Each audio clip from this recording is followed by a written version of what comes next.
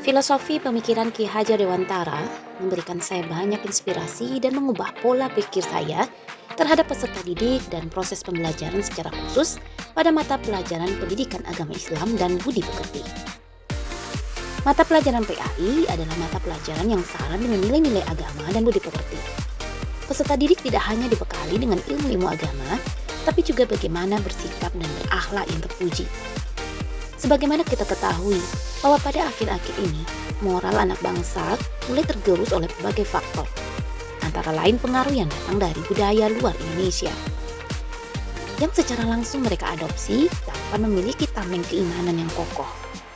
Oleh sebab itu, berdasarkan pemikiran Ki Hajar Dewantara mengenai budi pekerti, bahwa hasil pembelajaran terciptanya cipta rasa dan karsa peserta didik, sehingga mampu membentuk laku atau akhlak yang menjadi kebiasaan yang baik serta menjadi karakteristik bagi mereka.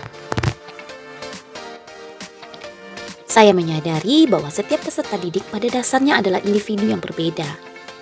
Ide atau gagasan yang timbul sepanjang proses perubahan pembelajaran merupakan hasil dari perbedaan karakteristik tersebut.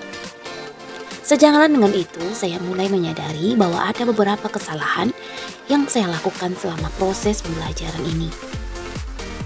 Saya terlalu terpaku kepada penguasaan materi dengan mengabaikan aspek-aspek perkembangan mental dan psikis peserta didik. Saya juga merasa bahwa penilaian kognitif itu hanyalah sebahagian dari aspek terkecil dari pencapaian dari peserta didik.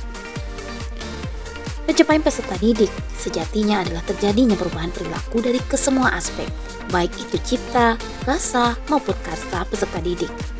Atau dengan istilahnya, perubahan seluruh aspek sikap, kognitif, maupun psikomotorik. Seringkali sebagai guru agama, saya melupakan pelayanan terhadap kebutuhan mental peserta didik, berupa perhatian secara individu, harapan, dan keinginan, serta cara belajarnya. Perbedaan individual tersebut merupakan sebuah keunikan yang disebut dalam filsafat Ki Hajar Dewantara sebagai kodrat alam. Sekarang saya berusaha memandang peserta didik bukan secara klasikal, namun lebih ke arah individu. Saya mulai melakukan analisis kebutuhan peserta didik atau need assessment dengan menyebarkan angket atau wawancara untuk mengetahui kebutuhan mereka terhadap belajar, perasaan mereka selama mengikuti kegiatan, serta bagaimana harapan mereka terhadap materi PAI. Hal ini sangat penting dilakukan.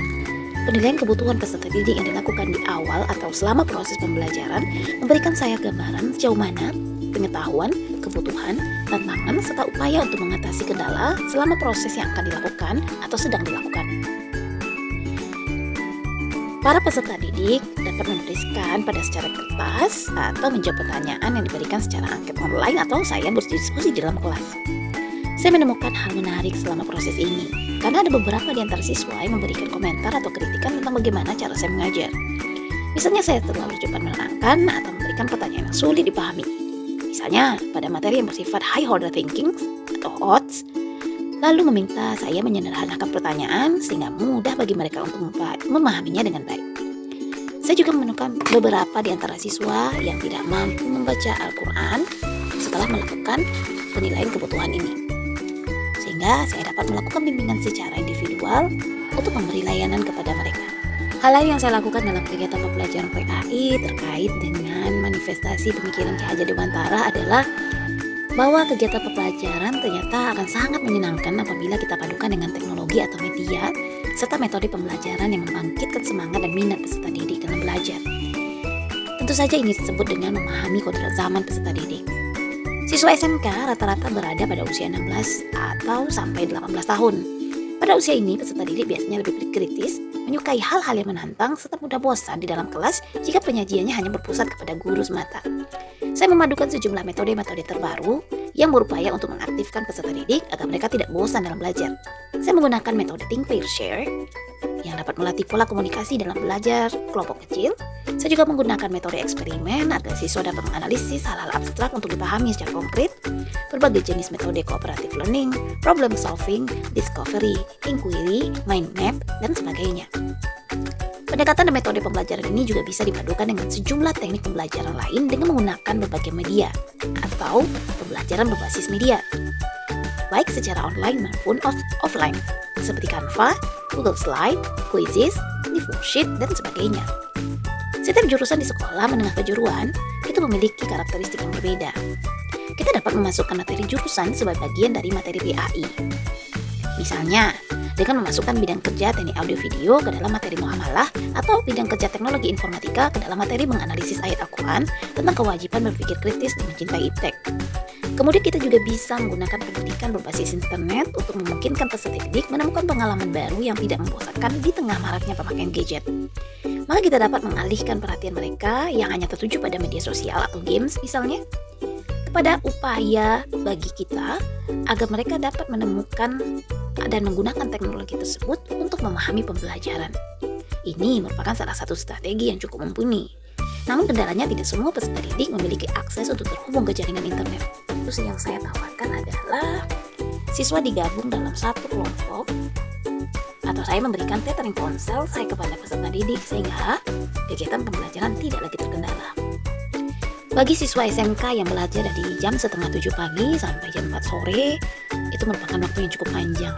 Maka sebagai guru, saya berusaha untuk membangkitkan semangat belajar peserta didik dengan membiarkan mereka mendapatkan pengalaman belajar dari hasil ide-ide mereka berdasarkan arahan dalam kelas.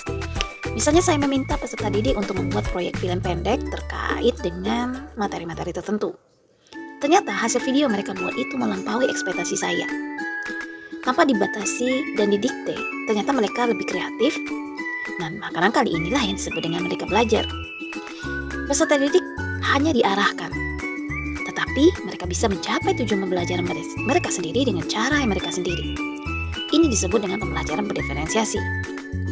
Kita juga bisa melibatkan unsur-unsur dari seluruh elemen sekolah, keluarga, dan masyarakat untuk memberikan solusi dan terlibat dalam proses pembelajaran. Agar peserta didik belajar mengenai kultur atau kearifan lokal mereka, kita dapat mengkoneksikan kajian-kajian Islam dengan kearifan lokal budaya Minangkabau dan seterusnya. Ternyata memberikan dampak yang positif terhadap perubahan perilaku mereka secara umum. Bahwa budaya orang Minangkabau yang kental dengan adat istiadat dan menjunjung tinggi syariat serta moral membuat mereka menyadari bahwa mereka adalah bahagian dari masyarakat yang memiliki peradaban yang tinggi dan patut mereka banggakan.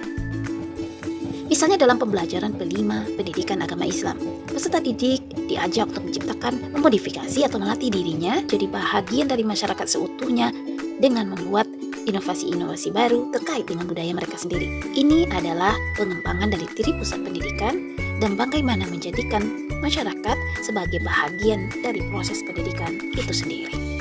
Saya akan terus berpikir dinamis sebagaimana yang dikemukakan dalam pemikiran Ki Hajar Dewantara. Akselerasi dunia saat ini menuntut dunia pendidikan juga harus berubah untuk setiap saat. Saya berharap saya dapat belajar dari peserta didik saya setiap hari akan hidup di zaman mereka sendiri, sebagaimana dikatakan oleh Sayyidina Ali radhiyallahu anhu. Wahai kaum muslim, didiklah anak-anakmu sesuai dengan zamannya, karena mereka hidup bukan di zamannya. Perkataan ini menandakan bahwa setiap guru tidak boleh bersikap statis, namun harus bersifat futuristik dan dinamis. Kita tidak akan tahu kelak akan menjadi seperti apa si peserta didik kita. Tapi yang kita tahu adalah semua peserta didik itulah yang akan mengisi zaman Indonesia di masa depan. Maka sudah menjadi kewajiban kita sebagai guru untuk terus menyesuaikan diri kita dengan perkembangan zaman. Sehingga kita pantas berdiri di hadapan mereka untuk menjadi teladan, pemotivasi, dan pemberi dorongan bagi mereka. Sebagaimana dengan semboyan trilogi pendidikan yang disampaikan oleh Ki Hajar Dewantara, yaitu Ing Ngarso Sumtulodo, Ing Madya Mangunkarsa, dan Tuturi Handayani. Maju terus pendidikan Indonesia, guru bergerak, Indonesia maju.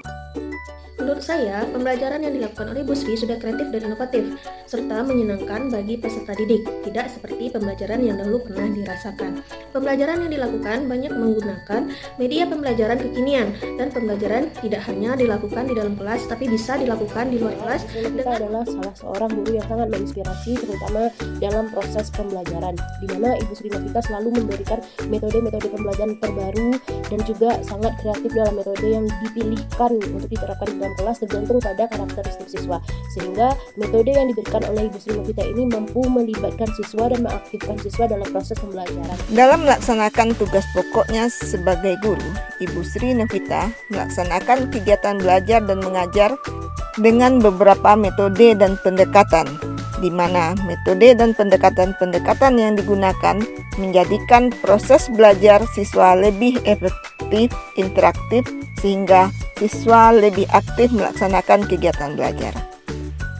Sebagai rekan sejawat yang pernah dimintai bantuan dalam merekam proses pembelajarannya, saya melihat bagaimana Ibu Sri Novita mampu menguasai kelas, mampu membuat siswa fokus dengan melibatkan semua siswa dalam proses interaktif mengajar dan selalu merespon tanggapan-tanggapan siswa dengan bahasa-bahasa yang positif, menguatkan dan memotivasi.